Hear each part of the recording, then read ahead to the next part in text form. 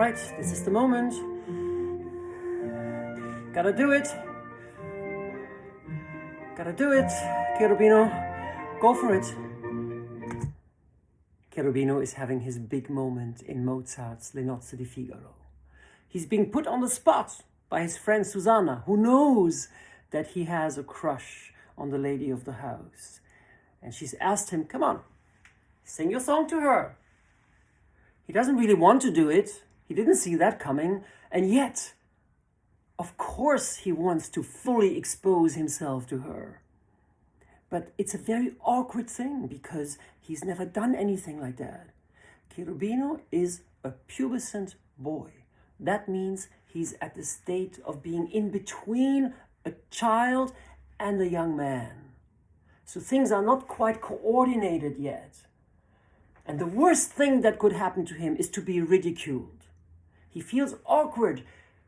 His nose is too big. Something else isn't big yet. And yet here he is in front of two grown-up women who know about love.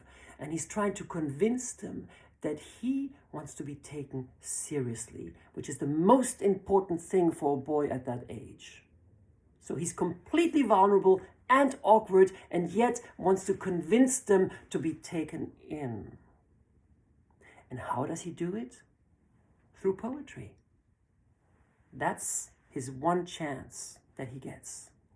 And he starts very shyly, still trying to be a good boy, delivering his poem.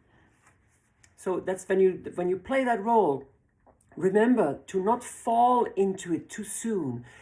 Think of him as someone who is pushed into doing it and he doesn't want to be a coward, so he will do what he's asked to do, and he's keeping it very simple and shy. You who know what love is, what kind of a thing that is, dear ladies, show me, see if what I have inside my heart, if it's right. This is just the introduction. Now he slowly conjures up the idealized world of love. I'm going to try to explain in detail what I feel inside. And yet, you have to understand, it's all new to me, so I don't quite understand it yet, but bear with me. I feel in me something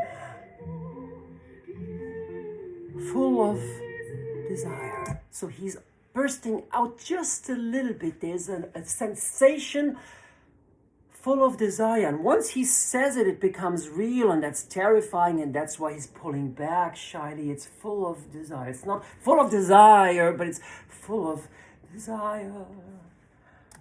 And yet, sometimes it's pleasure, and sometimes it's fully just a torment.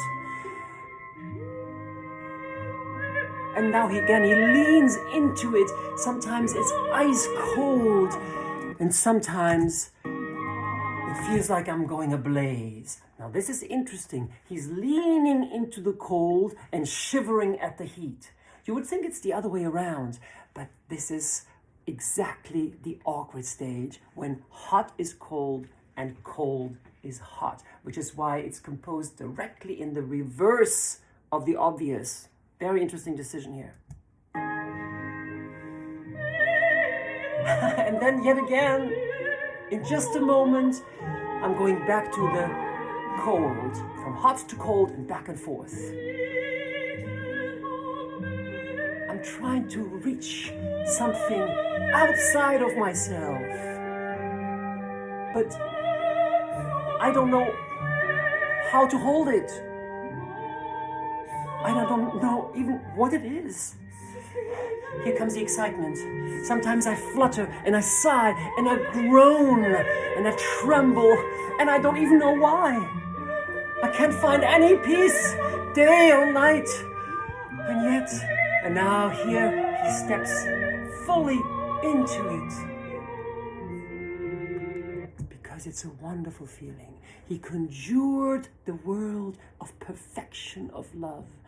He described it, and now he stepped into it, and now he can be at peace. He can let go because he's flying. And now the shyness is gone. Now he can fully be open and vulnerable and no longer be afraid of it.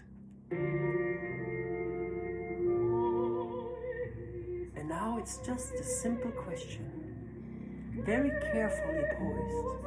I've shown you everything. I've opened my heart to you who know what love is. Now you look inside my heart, and now you tell me what you see inside my heart. Is that what love is?